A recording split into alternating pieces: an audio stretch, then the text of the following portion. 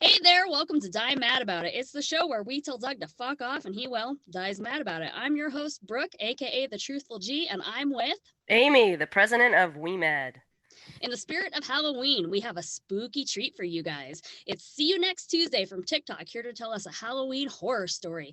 Gather round the podcast fire pit, grab a blanket and some wine, because this is Tales from the Divorcing a Narcissist Crypt. Everybody evil laugh. We're scaring the dogs. I love it. Okay. So, are you comfortable with us sharing your first name then? Yes, absolutely. Okay. Absolutely. So, Liz, tell us just a little brief bit about yourself and your TikTok, and then we'll start to get into your story here. Yeah. So I guess I got addicted to TikTok just like everyone else during the pandemic, and took a video of my dog Dolores one day after she had had a dental surgery. So cute. And she was super loopy. And so I had 17 followers, just friends that night, had never posted before. And the next day I was like, oh shit, it's like 30,000. So yeah, so that was bananas. But yeah, I'm a dog person. I am on my second marriage. I shouldn't say it like that. I married the most wonderful person in the world, but the first one didn't go so smoothly. So Nice. anyway, so I've been following the Truthful Groomer, and that's how we all met. And she said, who wants to be on the podcast? And I raised my hand. Yeah, I'm always open to people coming on here and sharing all their whole story about their experience with the patriarchy, because that's what divorcing a narcissist is. So the reason you're here today is you told me you have some pretty good experience to share with how things went for you. So how was it in the beginning when you met your narcissist? Tell us how that unfolded in the beginning. Yeah. So I think the added layer to this, and I will say that I am triggered by a lot of patriarchy kind of business that you might have noticed is we got plenty to work with lately. But no, I started hearing about, it was right when the Adam Levine thing happened. I was like, musicians kind of think they can do like anything they want to do when they reach a certain level or not. Mine was the or not, but I met him when I was 14, maybe 15 years old. Very young. Yeah, very young. I was a delightful little product of the troubled teen industry. So I was relegated Same. to a awesome. I mean, I'm Yeah. sorry. No, I was great. I had a lot of fun. Yeah, Good times. it was fun. It was super fun. Yeah. Oh, so yeah, I had to go to a 12-step program where you would think in theory you would be safe, but as we know, that is not always the case. So I won't say anything negative about AA. I think it's awesome, or any of the anonymous programs, great. But in my particular case, this man who was 22 years older than me walked in, and at that Wow. time, okay, y'all, it was the 90s. So like I was into like I long assumed that's where this hair. was headed, but I wasn't sure. But that's we're there. Yep, So- we're there. We're there. Okay. So yeah, It long seems kind of hair. targeted, though. Is that not like where people are obviously vulnerable and you're of a certain age? And so to come as a 22-year older gentleman, it seems, a bit targeted. So, Well, that is Yeah, I grooming, think it and is. like I had to change Mhm. my name from the Truthful Groomer to the Truthful G for that reason. Is Mhm. because that is by definition kind of what was happening to you, was it not, Liz? Gotcha. Yeah, 100%. 100%. Yeah. And when you're that age, you think you know everything anyway. And I felt like this is a great idea. And he swept me off my feet. And just like that, I mean, it was, we had to keep this quiet. And so it became my secret. And he introduced me he was a musician and a former recovering heroin addict, but that That's a didn't little fix his personality. I know, right? I know, right? Oh man, And that sucks. yeah, it totally sucked. So it was crazy. So yeah, I hid it for a few months. I think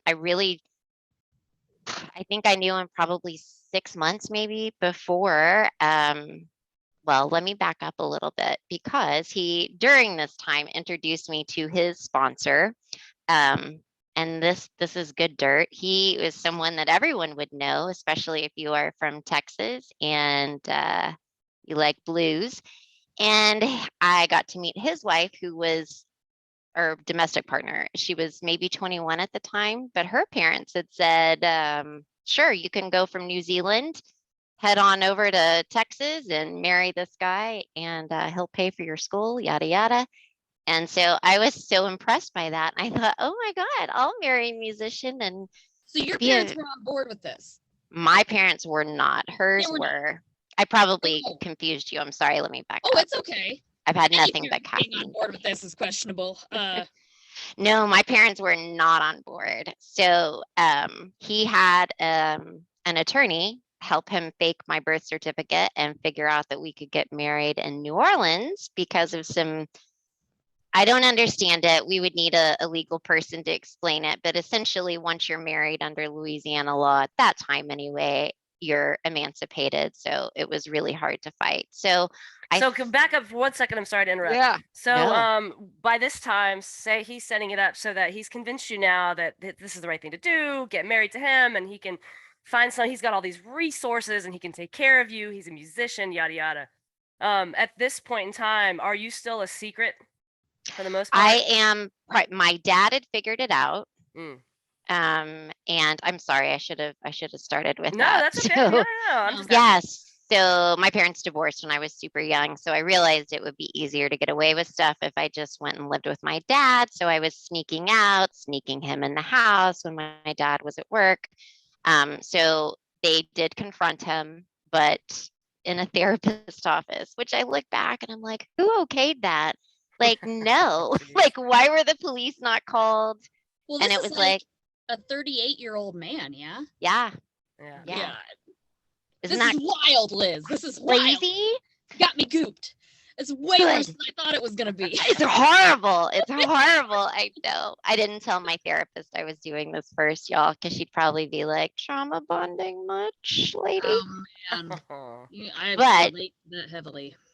I do think it's like important to share, because Absolutely. yeah, like when you're that age, you have no idea. Your brain isn't developed yet. And I'm some sure you thought it was a great plan. Why would loved Oh, well, it. and society would love if we would shut it down. They've been trying to shut us women up forever. So the fact that you can come out here and blast this out, just lay it Yes. out for what it is, putting your truth out there is like your number one weapon against what they want to do is hold us down. So You just gave me goosebumps, Amy. Amazing. So this guy, he preps you for how he I already know where this is headed. I can't wait for the next part. I'm a sadist. I want to hear all the sick shit. Yes. So then I'm just really fascinated by the whole side. After I went through my own experiences, the whole process fascinates me now because I can dissect it one by one. So now you're with this guy. He is convinced you need to marry him, wrapped up in a pretty little bow. He's got people helping him. You are wifed up. And I'm sure that he's like love bombing you and all of this. Yes. Tell us where things started to go sour. So I snuck out of my bathroom window in the middle of the night, and another person from the anonymous program, I will say, drove me to the airport. I flew to New Orleans, met him. Once I saw the hotel room, that's when it went downhill. And I should have called my parents right then. And that's not my kind of hotel room. It's still not to this day. Like I was like, oh wait, I thought like this was going to be sort of a fairy tale, and it wasn't. It was very much a motor in kind of situation. And we got married the next day. Picked two random witnesses kind of off the street that were Tulane students, bless their hearts. And then we drove to LA. And I was so young and so I just didn't know any better. And we get there. That no one along the way, like these two witnesses, maybe they were young women too, so they didn't know, or like as you said, it was the 90s, but nobody besides your own parents thought to be like, excuse me. Yeah. This is not okay. Wild. One of them asked me where I lived. I'll never forget it. And I was like, I don't know. I just like I had no idea. And yeah, someone should have said like, oh, that person looks like she's prepubescent. We should probably call for some help. But yeah, no. Okay, so you're at the hotel, you get your marriage license. And then what happens? Then we get in a Caprice Classic and drive to LA. And that's when I start realizing, like, I don't think he was super honest with me, really, about, yeah. So I met his daughter, who was older than me at the time. She was an adult already, like she was probably 20 or 21 at the time. Wow. So yeah. And I had no idea. And I was so young that I just had no clue what was happening. And then it kind of just felt like it started happening to me. Yeah. But yeah, the number of people in the music industry, all men, of course, mostly men. I shouldn't say all, Yeah. but mostly men, all just acted like it was great, and no one raised any alarm. No one. So Wow. yeah, we How my long sh- were you married to him? And what went on during that time? so In a you know, it's nutshell, some of the worst experiences that you can recall. I don't know if you've had this experience too, but a lot of it is just like a blur. Like a lot of it, I think I honestly just blocked out. But I was there for 6, almost 7 years until I called. Yeah, I called my dad one day and was like, "You got to come get me." And of course, he did. It's a blur from the gaslighting, is what it is, because you can't trust your own brain. Yeah. And it just didn't develop, and then the Yeah. shit show that came after that of like a 22-year-old who is able to legally drink and illegally buy drugs. And at that point, I just went like hardcore. I mean, it was a disaster for years after that because I just had no like reference points. I didn't know exactly right. I didn't know what was true and what wasn't true about anything. So, Yeah. Well, and that's the invincibility chapter of our lives, I like to call it, where you don't recognize your mortality whatsoever, yeah, It's true. It's true. yeah. Yeah, you feel invincible at that age. And oh man, you were very young. I'm so like that that probably kind of shaped how you viewed the world as a whole. So once your dad came and got you, I assume that's when the divorce started to take place, and I Yes. assume you had to claw your way out of it. Yep. Tell us how that went, and then we'll kind of talk about where you're at now. Yeah, so I mean it was a disaster and wonderful all at the same time, right? For Yeah, like it was probably really good sex. it was fun. It was a lot of sex, like a ton. The Like toxic ones are good sex. yes, That's exactly. cool. Exactly. But yeah, it took me just so long. I mean, I did not when I left, I didn't know how to drive. I didn't Wow. know how to, I mean, I hadn't finished college. I had started some college, but I had to get my GED. And like education is, I love it. I love it. I love it. I would be in school for the rest of my life if possible. So, but I just didn't know. And he just kept me so confined, controlled. This is something that's interesting. And it's just like occurred to me doing therapy recently. Like I call it like this round of therapy, as I'm sure you know, you go through different, but it's Yeah. just a whole different level of healing that I'm at now. Um, but like I just had this realization the other day. I was like, he controlled what I ate, even Wow. to the point where I was like super ill. And because he was vegetarian and that I didn't know how to eat. I'm vegan now, but I didn't know how to eat as a vegetarian, right? And so I'm just this child trying to fit into it and just it, but I realized like he was controlling what I ate. If we were at a restaurant in a drive-through or whatever, he would tell me. And so fucked up. So fucked up. But I don't think it's uncommon. And especially I bet if you asked him now, he still wouldn't think he did anything wrong. But we'd have to Where go to the crypt where to find him because he's that age now. like does he still harass you, or is they move on to a new victim? Yeah, he moved on quickly Cool. and said that he had adopted a lot of children, which terrifies me. I don't, or not a lot, but a few. Yeah, that's not great. No. So I don't know if it's true or not. I have no idea. I try to like avoid it, but yeah, he still exists. I know that he exists, and I keep tabs here and there for sure. I mean, it's very Woody Allen vibes. Yeah, And they say 100%. that Hollywood is a nepotism industry and a patriarchal industry. And so it makes sense that he would adopt and get away with the things that he got away with you. During the divorce, I assume you had to leave with nothing but the clothes on your back, because that's usually how that goes. Yep. Yep. What I was did clear out the bank cost account, which involved? was kind of fun. And I had my best friend, who we're still friends to this day, came and visited me, and we were supposed to pack, but we just went shopping and spent all the cash that he had. So I bought a Jackie O going to Dallas dress, is what we called it, at a vintage store, and that was Nice. that. But yeah, it started this unraveling, I think, and heavy drinking, heavy drug use, yada yada, all that stuff. And yes, I was a little on the promiscuous side, for sure, but Nothing wrong with that. nothing wrong with that. No, Nothing, that's some of the best years of our lives. Come on. You ain't right? kidding me. True. But the thing about and the thing about looking back now and through all the therapy you've done, and not to try to pull anything out of you from all the Yeah. work that you have done, but I would love for our listeners to kind of hear what some of the red flags are now looking back, right? Can you look back now and say, well, that kind of was a red flag that I would see now through the work that I've done for myself. You obviously at 14, 15, I mean, I knew nothing at 14, 15. I thought I knew everything, and boy, was I having a blast. But yeah. Yeah, totally. No, I can't even say, like, I get gut feelings now, and I have since I've been an adult. Hmm. You can just look at someone and be like, nope, like Yep. something's off, So listen to that. And and the love bombing, I know we hear it so much, but fuck, I mean, it's a dirty game, man. And they're so good at it. They are so good at it. They're And Mhm. it's so good just at it. remarkable. And he was, obviously sleeping with other women the entire time we were married anyway. Yeah, that's another little fun layer.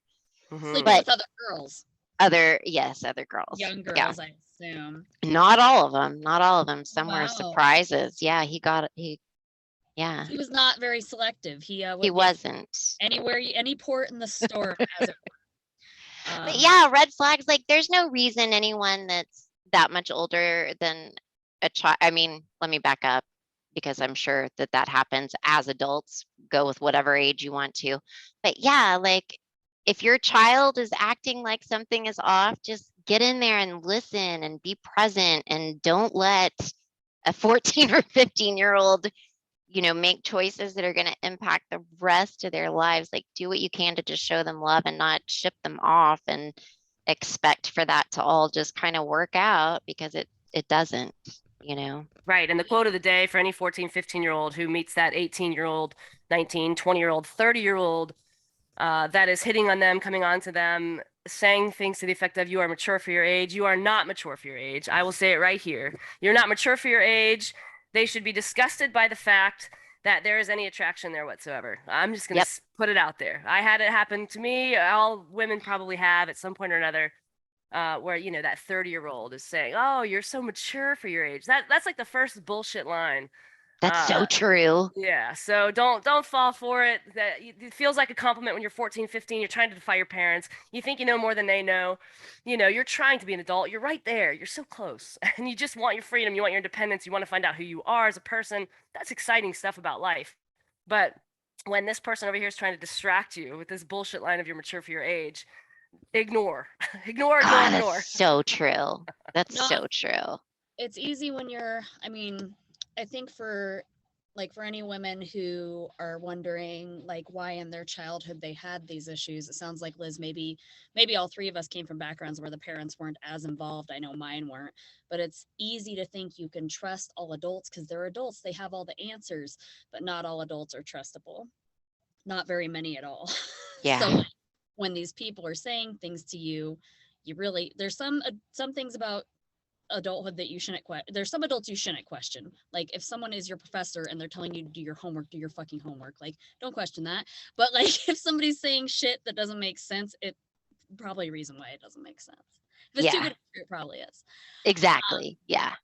So where are you at now? I assume that lots of therapy has taken place. You Lots of therapy. look like you live quite well with all your very beautiful dogs. Oh, thank you. You're Thank you. gorgeous. They are the loves of my life for sure. Yeah, I had to go through just all of the trauma as an adult. I felt like it was just all happening to me when I was 15, because really that's where I was mentally, I think, when I left. So I went through all that. I ended up going to school, starting my own company, and I succeeded. And I was so lucky, like so fucking lucky. And then I married an awesome person who's my age, which is great. That's Which is cool. really great. It's a little more balanced. It's a little more Yeah. balanced. So yeah, at this point, we've been married for like 16 years, I think. Wow. So yeah, and we had to go through our ups and downs too. All that trauma came back up, and I think it's not until this point, and I think maybe it's middle age, maybe it's menopause, whatever it is, it's fucking awesome, because I just am me and I don't care anymore, and I'm not trying to fit in. I'm not trying to, my husband wouldn't dare tell me what to do about anything, Yeah, that's and smart. that's normal. Yeah. Yeah. That's healthy. It's better for them to just keep their mouths shut and not say anything. It's It nice that you is. learned the first time around. It took me 3. Yeah. Some of us gotta learn the hard way, but you learning so young, it was probably very impactful. Yeah.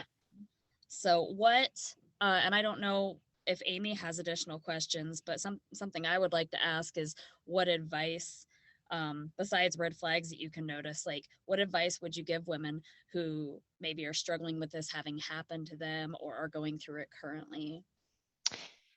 Yeah, there's help. Reach out to women. Reach out to women. And if you are in a place where, I know I said a lot of stuff about 12-step programs, but if you are doing that, stick with your own gender. Or I found safety in like the LGBTQIA meetings. Like that's where I feel the safest. That's where, and with women, in general, but that was like so safe for me. And I can't, I mean, for years, I don't go anymore. I still don't drink, but, like for years, when I did go to meetings that were mixed, I just hate it. It feels so creepy to me. So just be careful and watch that, and don't connect with someone that's, 20 years older than you are in a program. It's not normal. It's not okay. It's just, bottom line, is not okay. And yeah, and do all the fucking therapy you can and find the right fit. And it takes time. It takes time too, but there's nothing that, like, I wish I hadn't felt the pressure. I wish that at that point in time, I just could have had a minute to think, because I don't remember feeling that I did. So if anyone makes you feel that way, it's not okay. It's What is wrong. that phrase? It's halt. If you're hungry, anger, lonely, or tired, don't make decisions. Or in Yeah. your case, if you're super young and Yeah. impressionable. Yeah. And that's the thing. They know that too. And I think that's why they find lots of prey there. In those situations, they know what they're doing. Not only that, oh, no, go ahead. No, go ahead. Well, I was going to say, not only that, they know exactly what they're doing, but this is a whole underground that has several layers in terms of the music industry in itself. And the fact that so many of these artists way down underneath this layer are aware of what's going on. Not only are they aware of what's going on, they're pressuring these young men who are coming up in the industry to do the same. And so I've heard multitude of stories. So not only are they like, come under my wing, for the older ones that have been doing this for years, to the younger ones. And so they're also grooming young men right into these scenarios. And so these older men who are preying on these younger women, there are so many stories. I mean, it's pretty twisted industry. And I wish at some point they would come out with something like this deep dive. And there are probably some things out there that kind of touch on some points. Gina Davis has a whole documentary about it, about how Hollywood is just systemically rooted in patriarchy and nepotism and sexual grooming. And for years, people made fun of poor Corey Feldman, and he was telling the truth, Yeah. He was. Yeah. Yeah. I mean, I don't want to go see his show, but I don't still, he was. Right. Well, Justin Bieber has some stories too. And honestly, coming up as a young kid, had many men behind him pushing and pressuring him to do things with older women that he did not want to do, he was not comfortable with.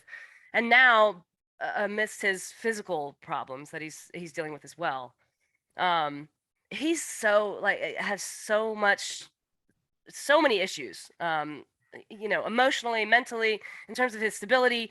He talks about how, and I just see it in his language, and I kind of, you were saying trust your instincts, Liz, and those types of things, and that I see it in his body language and the way that he speaks now that he's married Haley. And I'm no expert on Hollywood or musicians, but I'm saying just when you see him speak, she kind of took him under her wing, and it seems like she takes care of him. He went more to like this childlike prose of, I was moving up too quickly. I was a child. I mean, the damage that does to 14, 15, 16, that's like literally your most impressionable time. Yes. Yeah. That anyone can fall victim to that. Yeah. And it sucks because it shouldn't be a luxury to be a kid, but it kind of is. Yep. Yeah. Oh, wow. Yep. That's a mouthful there. That's Yeah. the damn truth. Sorry. Wow. No, it's good. It's a really good, solid ending point. Absolutely. All right. Amy, did you have any additional questions? Or Liz, No, I just want to say that I appreciate you being here. I appreciate you sharing your story. Like I kind of mentioned before, I think it's so powerful. I think it's really important for women to speak up, speak out. The first thing we're told is to, keep quiet. So I think it's brilliant. I thank you for being here. I thank you for sharing your story. You have probably quite a good idea, but there are so many women who are right there where you were, they're where you're at now. They don't know how to deal with this. Just to see that there's a friendly face that has had an experience similar, they don't feel so alone. I think this type of content is really important. So thank you for your time. Well, thank you. And thank you for giving me an opportunity to share my story. It's really, I really haven't ever shared it with very many people at all. And it's just been the last year that I've been like, I'm ready to talk, because you're right. Our truth is our power. So I appreciate you giving me an opportunity to exercise that and to share Dolores with you too. Absolutely. Dolores is so cute. She's the real star of the show. Oh man. She really is. She really is. She really is. No, I too want to thank you for being here, Liz, and for being willing to come share and being brave enough to share your story. Do you want to tell listeners at home where they can find you, or where can you see your beautiful puppies at? They can see my beautiful puppies. I suck at every other platform except TikTok, and I kind of half-ass that. But yeah, it's see you next Tuesday. And I assume there'll be a link or something somewhere, however this podcasting business works. We'll make sure people can find you. Yeah, wait. Can I ask you why it's see you next Tuesday? It's my favorite word is cunt. And yeah, I love it. I was just curious. I was like, can I ask? Can I? 100%. And that's part of it too. Just, if I can leave young girls with one piece of advice, just be fucking weird and be yourself, and don't be afraid to cut. That's just society telling you some bullshit that is all based on patriarchy. You just do you, and whatever, fart, cuss, whatever, be you. And that's what makes us all so wonderful. So amen. Words to live by. Amy, where can they find you at? You can find me on Instagram and on TikTok as Dragonflies and Whiskey, and on YouTube as We Mad. Alrighty, I'm the Truthful G, and I am also everywhere. You can't get away from me. Join us next week when we discuss upcoming elections, Elon Musk buying Twitter, and the recent release of taped conversations that Trump had with Kim Jong-un. Until then, remember, Doug, women do not owe you shit. See you next time.